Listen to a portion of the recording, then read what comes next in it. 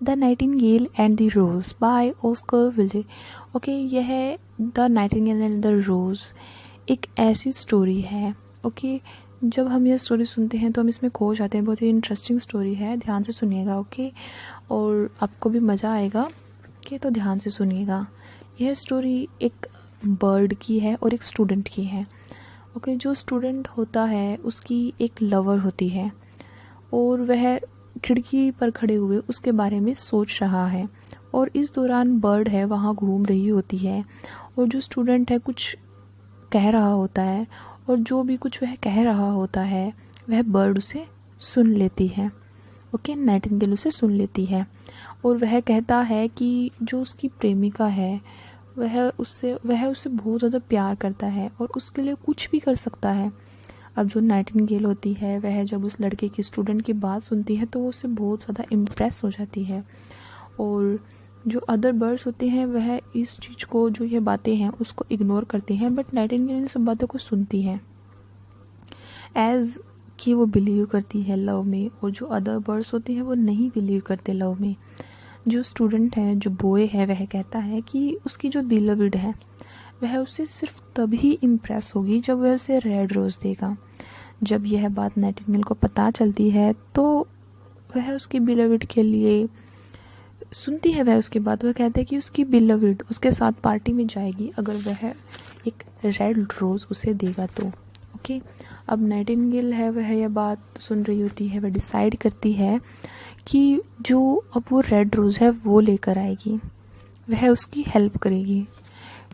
यहाँ पर red rose की इतनी डिमांड, मीन्स इतनी ज़्यादा वैल्यू इसलिए मिल रही है कि इस टाइम पर रेड रोज़ेस की जो शॉप है वहाँ पर रोज़ ही ख़त्म हो गए हैं। इवन गार्डन्स में भी वह ढूंढती है, जब उसे पता चलता है कि रेड रोज़ कहीं नहीं है, उसे मिलता ही नहीं है, वह बहुत ढूंढती है हर जगह पर। लास्ट में उसे एक शॉपकीपर मिलता है, वह उसको कहती है कि उसे फूल चाहिए, रेड रोज़ चाहिए। पहले वह मना करता, बाद में वो हेल्प करने के लिए रेडी हो जाता है, बट फिर वो ना उसके सामने एक कंडीशन रख देता है। वह कहता है कि वह उसको रेड रोज़ तभी देगा जब वह उसे एक सॉन्ग सुनाएगी। ओके, रात में सुनाना है उसको यह सॉन्ग, और वह रात चांद की पूरी रोशनी वाली रात होनी चाहिए। एक फ्लावर पर बैठकर, और उसका जो दिल है उस पर जो एक कांटा होगा फ्लावर पर, उसका जो कांटा है वह उसके दिल के बिल्कुल आर पार होना चाहिए। ओके, मीन्स क्या कहता है, चांद की जो फुल रोशनी होनी चाहिए उस दिन, और वह एक फ्लावर पर बैठेगी और उस फ्लावर में एक कांटा होना चाहिए, और जो है कांटा होगा वह उसके दिल के आर पार होना चाहिए, और तो वह एक सॉन्ग सुनाएगी।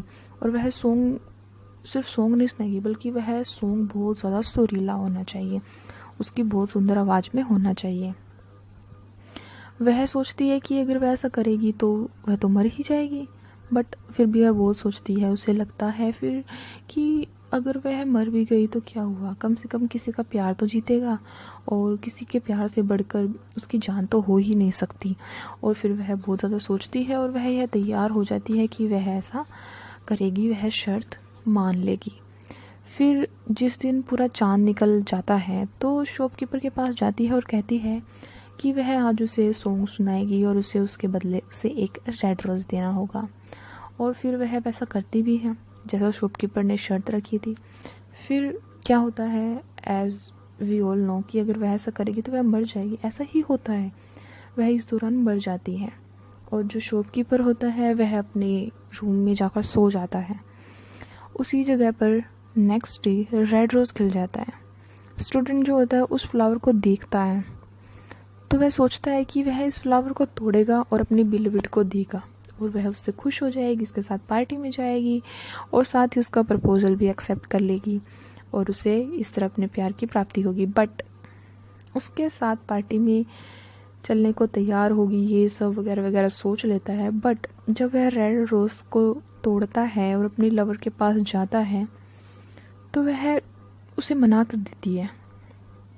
वह उसका जो प्रपोज़ल होता है रिफ्यूज़ कर देती है। वह कहती है कि एक लड़के ने उसे डायमंड का सेट दिया है और उसने उसका प्रपोज़ल एक्सेप्ट भी कर लिया है। वह चीज़ रेड रोज़ से ज़्यादा कीमती है जो वह लेकर आया है।